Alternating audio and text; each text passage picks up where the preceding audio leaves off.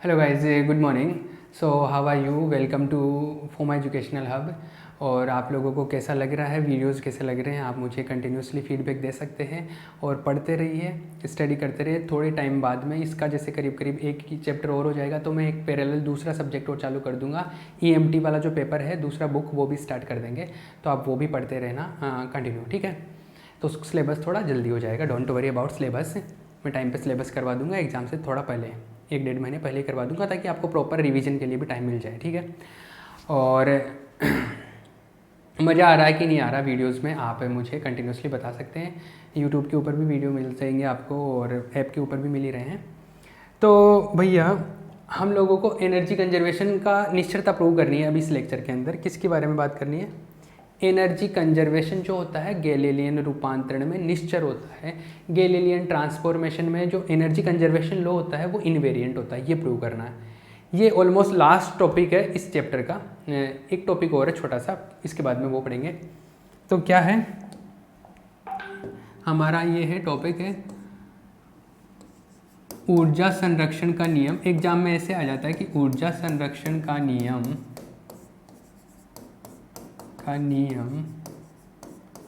Galilean रूपांतरण में निश्चर होता है। गैलीलियन रूपांतरण में निश्चर होता है। Law of energy conservation is valid. Hindi वाले हिंदी मीडियम में लिखे, इंग्लिश वाले इंग्लिश मीडियम में लिख ले। किसी को दोनों में लिखना है तो बेकार में टाइम वेस्ट नहीं करे, एक में लिखे। Law of energy conservation is invariant under Galilean transformation. ये प्रूव करना है, ठीक है? चलो भैया, ये प्रूव करते हैं हम लोग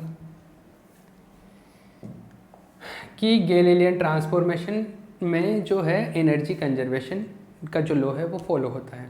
जैसे मोमेंटम कंजर्वेशन का प्रूव किया था, सेम उसी तरीके से हम लोग एनर्जी कंजर्वेशन को भी प्रूव करेंगे। उसी टाइप का डायग्राम बनाएंगे सेम। क्या है? पहली चीज तो ऊर्जा संरक्षण का नियम होता क्या है? एनर्जी कंजर्वेशन का लॉ है क्या? एनर्जी कंजर्वेशन ये बोलता है कि कोई भी घटना हो रही है, कोई भी सिस्टम है, कोई भी निकाय है, तो उसकी जो टोटल एनर्जी है वो हमेशा संरक्षित रहती है, मतलब कांस्टेंट रहती है, नियत रहती है। न ऊर्जा को उत्पन्न कर सकते हैं, ना डिस्ट्रॉय कर सकते हैं, ना नया प्रोड्यूस कर सकते हैं। यही था, कोई भी सिस्टम का टोटल जो एनर्जी है वो कैसा रहता है? कांस्टेंट रहता है। यही था। तो पहले इसका जो ऊर्जा संरक्षण का नियम लिख लो आप। तो पहले ऊर्जा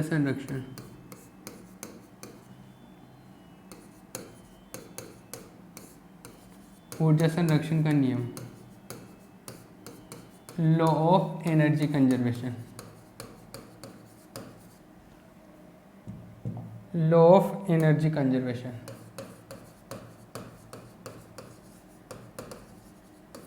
लॉ ऑफ एनर्जी कंजर्वेशन क्या है? पहले तो ये लिखो। इस नियम के अनुसार according to this law the total energy of a system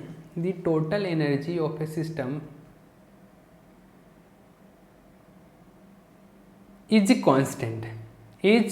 constant और कंजर्व भी बोल सकते हैं हम लोग, इज कांस्टेंट।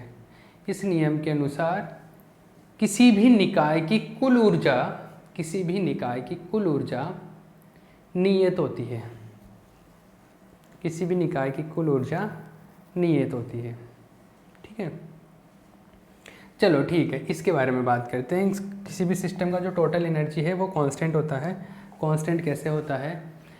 तो पहले हम लोग एस निर्देश तंत्र में ऊर्जा संरक्षण मान लेंगे, दूसरे में हम टोटल एनर्जी कंजर्वेशन अप्लाई करेंगे, ठीक है?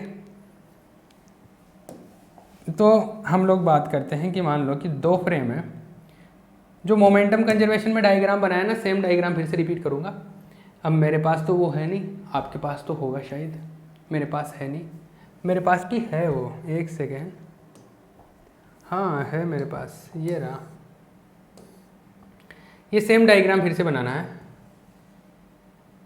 क्या है, दो फ्रेम है, दो निर्देश तंत्र है, एक एस है एक है एस डैश। ये एस डैश इसके रिस्पेक्ट में वी वेलोसिटी से जा रहा है, ठीक है ठीक है। ये दोनों एक घटना को देख रहे हैं, एक टक्कर की घटना हो रही है, एक कोलिजन की घटना हो रही है। तो कोलिजन में देखो एस के अकॉर्डिंग ये इनके वेलोसिटीज हैं, एस डैश के अकॉर्डिंग ये इनके वेलोसिटीज है। ये बिफोर कोलिजन, टक्कर से पहले। टक्कर के बाद में एस के वेलोसिटी, एस के हिसाब से वेलोसिटी v1 v2 और इसके वेलोसिटी एस डैश के अकॉर्डिंग v1 डैश और v2 डैश है। ये है, अरे ठीक है ना, क्लियर है। ये सेम डायग्राम फिर से यूज करेंगे। सेम डायग्राम आपके तो बना हुआ है ना नोटबुक में, तो आप सेम डायग्राम फिर से कर सकते हो। अभी मैं क्या कर रहा हूँ, मैं एनर्जी की बात कर रहा हूँ। किसकी बात कर रहा हूँ, एनर्जी की बात कर रहा हूँ, सॉरी, हम लोग एनर्जी की बात करें, we are talking about energy. तो एनर्जी कंजर्वेशन होगा। तो एनर्जी कंजर्वेशन से देखो, मैं ऐसे मान लेता हूँ कि पहले जो है ना पार्टिकल, दोनों जो पार्टिकल उनके पास में केवल काइनेटिक एनर्जी थी, पोटेंशियल एनर्जी नहीं थी। जो उनका जो टोटल ऊर्जा थी वो कैसी थी, गतिज ऊर्जा थी। तो देखो टक्कर से एस निर्देश तंत्र में बात कर रहा हूँ अभी मैं सारी, किसमें, एस निर्देश तंत्र में। एस निर्देश तंत्र में, एस निर्देश तंत्र में क्या ऊर्जा संरक्षण लागू होगा। एस निर्देश तंत्र में ऊर्जा संरक्षण लागू होने का मतलब क्या है, एनर्जी कंजर्वेशन होने का मतलब क्या है कि बिफोर और बाद में, आफ्टर एंड बिफोर कोलिजन, जो टोटल एनर्जी है वो क्या होगी, इक्वल होगी। तो एस निर्देश तंत्र में ऊर्जा संरक्षण से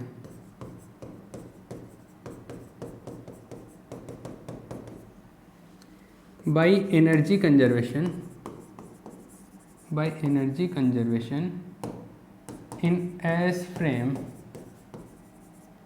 S frame में एनर्जी कंजर्वेशन से क्या होगा,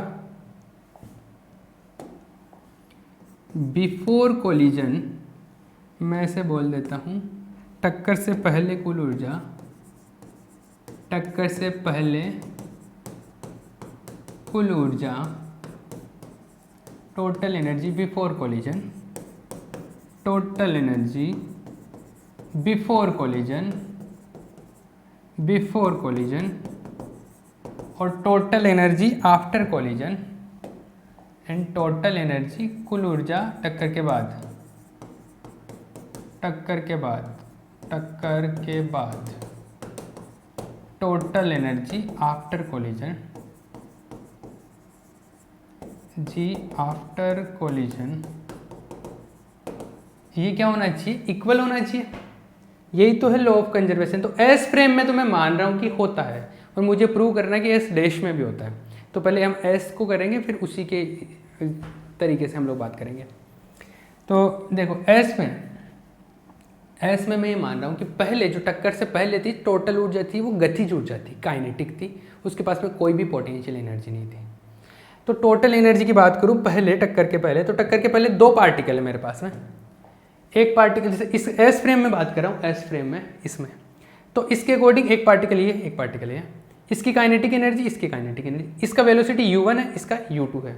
एस के अकॉर्डिंग, एस डैश के अकॉर्डिंग u1 डैश है, u2 डैश है। फिर मैं एस के अकॉर्डिंग बात कर रहा हूँ, एस के हिसाब से। तो एस के हिसाब से क्या होगा, इसका वेलोसिटी u1, इसका वेलोसिटी u2, तो इसका kinetic energy 1/2 m1 u1 square, इसका हाफ m2 u2 स्क्वायर, ऐसा होगा टक्कर से पहले। तो बिफोर कोलिजन, तो देखो ये जो एनर्जी है इसको मैं ऐसे बोलता हूँ ई बिफोर, ये क्या हो जाएगा ई आफ्टर, इसको इक्वेशन नंबर 1 पुट कर देता हूँ मैं।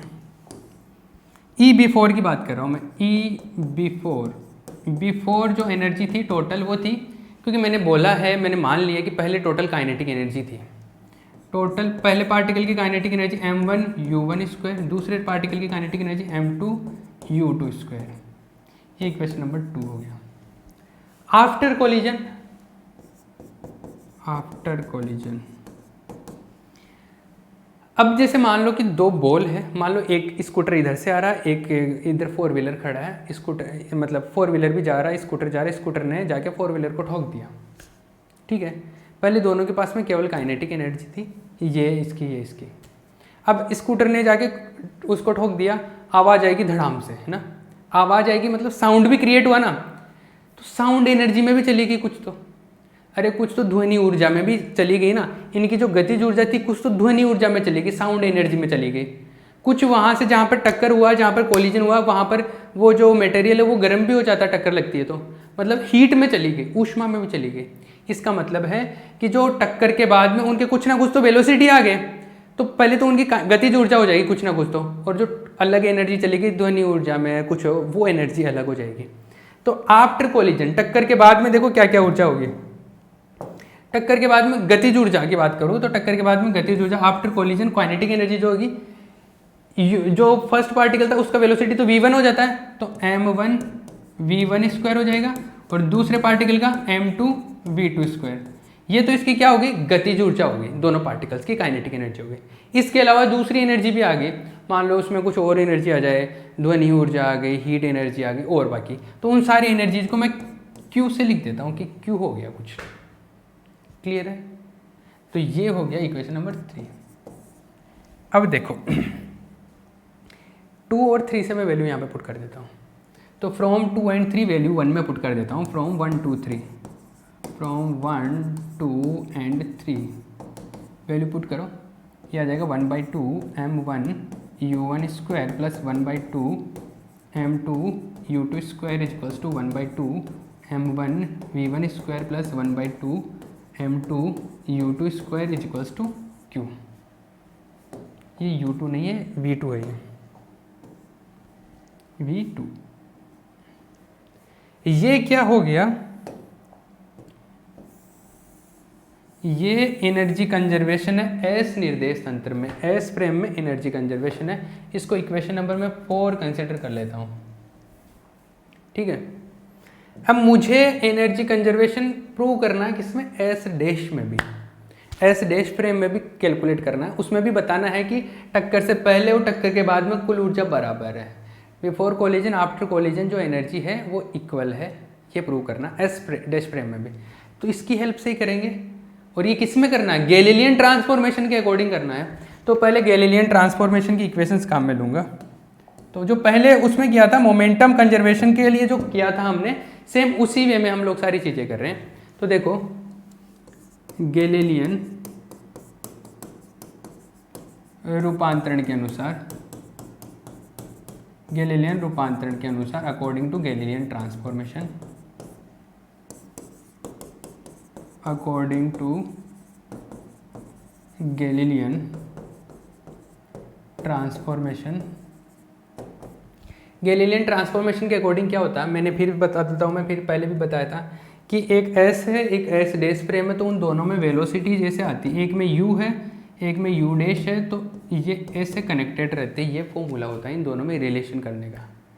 तो अगर मैं इसमें u1 है और एस डैश में u1 डैश होता है, तो u1 और u1 डैश में रिलेशन ऐसे होगा, u1 डैश, यहाँ पे तो v वेलोसिटी आ जाएगा। इसको इक्वेशन नंबर 5 बोल दूँ मैं। इसी तरीके से u2 डैश, ये v आ जाएगा, ये आ जाएगा 6। ये v क्या होता है, v होता है फ्रेम का वेलोसिटी। अरे v क्या है, v है कि ये जो निर्देश तंत्र है एस डैश फ्रेम है, ये इसके सापेक्ष v वेलोसिटी से जा रहा है, इसके रिस्पेक्ट में v वेलोसिटी से मूव कर रहा है, ये v है वो, ये v जो मैं लिख रहा हूँ। इसी तरीके से जो v1 होगा, v1 क्या होगा, v प्लस v1 डैश होगा, दिस इज इक्वेशन नंबर 7। इसी तरीके से v2 equals to v plus v2 dash, ये इक्वेशन नंबर 8। ये 5 6 7 8 से वैल्यू 4 में पुट कर दो। तो फ्रॉम 5 6 7 8 आता हूँ मैं, आता हूँ 5 6 7 8 से 5 6 7 8 से 4 में वैल्यू पुट करेंगे। तो 5 6 7 8 से 4 में वैल्यू पुट करने पर फ्रॉम 5 6 7 8 एंड 4, तो 5 6 7 8 से 4 में वैल्यू पुट कर रहे हैं। तो 5 6 7 8 से 4 में वैल्यू पुट करेंगे, सबके वैल्यू देखो अभी सबके वैल्यू रखते जाओ, थोड़ा बड़ा इक्वेशन आएगा। 1/2 m1 u1 का वैल्यू आएगा v प्लस u1 डैश इसका होल स्क्वायर, फिर 1/2 m2 u2 का वैल्यू क्या है v प्लस u2 डैश का स्क्वायर, इसी तरीके से 1/2 m1 v1, अगर मैं इसमें रख रहा हूँ 4 में, v1 है तो v1 का वैल्यू यहाँ से पुट करते जाओ, v plus V1 dash, v plus V1 dash square plus 1/2 m2 v plus v2 dash का होल स्क्वायर ऐसे, और प्लस क्या है क्यू भी है ना, प्लस क्यू। अब इन सबको ओपन करना है अपने को, क्या करना है, इन सबको ओपन कर देता हूँ। देखो ये ऐसा हो जाएगा 1/2 m1, ये जब ओपन होगा तो ये ऐसा आ जाएगा, ओपन कर देता हूँ, ओपन करके मल्टीप्लाई भी करता रहता हूँ साथ में, v square plus 1/2 m1 u1 dash square plus 1/2 यहाँ से 2 v1 vu2 डैश आएगा, तो ये 2 से 2 कैंसिल आउट हो जाएगा, ये बचेगा m1 v u1 डैश। अरे 2 v u1 डैश आएगा तो 2 तो 2 से कैंसिल हो जाएगा, m1 इसके साथ मल्टीप्लाई हो जाएगा, एक तो ये आ गया, प्लस ये इसको ओपन करो 1/2 m2 v square plus 1/2 m2 u2 dash का स्क्वायर, u2 डैश का स्क्वायर, फिर यहाँ से आएगा 2v u2 डैश, तो 2v u2 डैश आएगा, 2 से 2 कैंसिल आउट हो जाएगा, m2 से मल्टीप्लाई हो जाएगा, तो आएगा 2 तो कैंसिल हो गया, m2 v u2 डैश। आगे वाले मैं काम करता हूँ, इनको यहाँ पे लिख लेता हूँ नीचे, ताकि आप कैंसिल आउट करो तब आपके दिमाग में रहे। ये इक्वल, इसके इक्वल के आगे वाला जो पोर्शन है वो मैं यहाँ पे लिख लेता हूँ, ताकि कैंसिल आउट करने में आपको ध्यान रहे। इसको और भी थोड़ा इधर लिख लेता हूँ, यहाँ पे लिख रहा हूँ मैं। इसको ओपन करो, इसका ओपन करेंगे तो क्या आएगा 1/2 m1 v square plus 1/2 m1 v1 dash square plus 2 वाला टर्म आएगा, 2 से 2 कैंसिल आउट हो जाएगा, as m1 v1 dash square, square नहीं आएगा, ये आएगा, फिर प्लस ये तो हो गया। अब इसमें आएगा 1/2 m2 v square plus 1/2 m2 v2 dash square, और लास्ट टर्म हो रहेगा एक, वो आएगा plus m2 v u2 dash plus q, ये सारे टर्म आएंगे।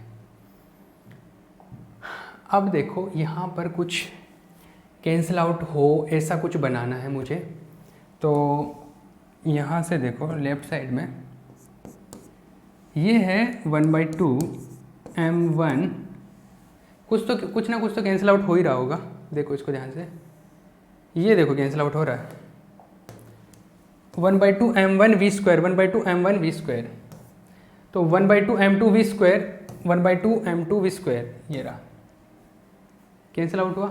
चलो थोड़ी तसल्ली मिली, ओके। अब आगे देखो, ये जो टर्म है ये ऐसे आ जाएगा 1/2 m1 u1 डैश स्क्वायर, ये वाला जो टर्म है वो मैं पहले लिख रहा हूँ 1/2 m2 u2 डैश स्क्वायर। ये जो टर्म है और ये जो टर्म है, इन दोनों टर्म्स में देखो v कॉमन है, v कॉमन ले लूँ मैं, तो ये आ जाएगा m1 u1 dash plus m2 u2 dash, ऐसा है। राइट की तरफ देखो, राइट हैंड साइड में, राइट हैंड साइड में जो आ रहा है, मैं फिर से मैं बोल रहा हूँ कि मैं बराबर इसके इक्वल के जो इधर आ रहा है वो मैं यहाँ पे लिख रहा हूँ, ये आएगा 1/2 m, ये m1 है ना, m1 है, तो ये आएगा 1/2 m1 v1 डैश स्क्वायर, और ये लिख लेता हूँ पहले 1/2 m2 v2 डैश स्क्वायर। ये जो टर्म है, ये जो टर्म है, इन दोनों में v कॉमन आ रहा है, इसमें और इसमें v कॉमन आ रहा है, तो v कॉमन ले लेता हूँ मैं, v कॉमन आ गया, तो इसमें बचा m1 v1 dash, m1 v1 dash plus m2 v2 dash plus q, ये आ गया देखो अपने पास में। अभी हमने एक मोमेंटम कंजर्वेशन से एक इक्वेशन पढ़ा था, समवेग संरक्षण से, क्या पढ़ा था, समवेग संरक्षण से, मोमेंटम कंजर्वेशन से, by momentum conservation momentum conservation से क्या पढ़ा था हमने? ये पढ़ा था लास्ट जो लेक्चर था उसमें, m1 u1 dash plus m2 u2 dash equals to m1 v1 dash plus m2 v2 dash, ये पढ़ा था। इसका मतलब है कि ये और ये सेम है।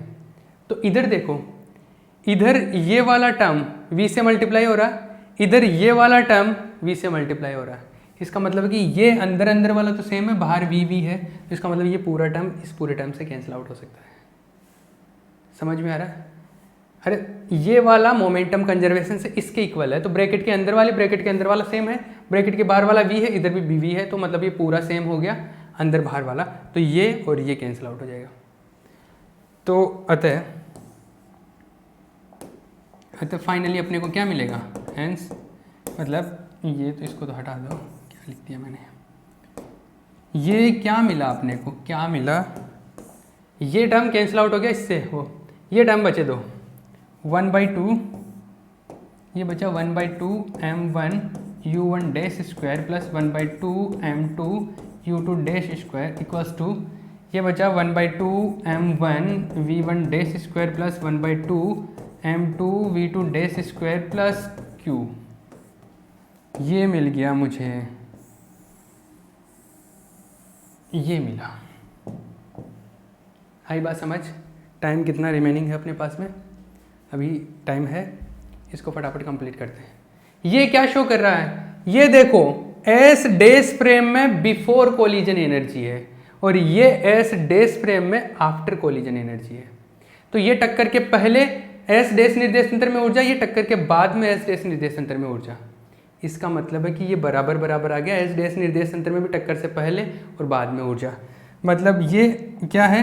एस डैश में एनर्जी है बिफोर टक्कर से पहले और ये है एस डैश में आफ्टर कोलिजन एनर्जी है, जो कि क्या हो गया? बराबर हो गया। और ये अगर इक्वल आ गया, इसका मतलब है कि एस डैश निर्देशांतर में भी एनर्जी कंजर्वेशन लागू होता है। एस में मान के चल रहे थे, एस डैश में भी वैलिड हो गया, इट मीन्स दोनों में वैलिड है और दोनों में वैलिड है। इसका मतलब है गैलीलियन ट्रांसफॉर्मेशन में एनर्जी कंजर्वेशन इनवेरिएंट है। गैलीलियन रूपांतरण में ऊर्जा का संरक्षण है वो कैसा है? निश्चर है। निश्चर का मतलब एक में वैलिड हो रहा है तो दूसरे में भी वैलिड है, एक समान रूप से काम करते हैं, इक्वली अप्लाई होते हैं, तो उसको बोलते हैं निश्चर, इनवेरिएंट। ठीक है, तो हम लोग यहाँ पे लिख सकते हैं कॉन्क्लूजन। अतः ऊर्जा संरक्षण का नियम एस डैश निर्देश तंत्र में भी लागू होता है, तंत्र में भी लागू होता है। Hence energy conservation law is also valid in S dash frame, is also valid in S dash frame. It means, यहाँ पे लिख सकते हो, it means hence S dash energy conservation law is valid in S dash frame.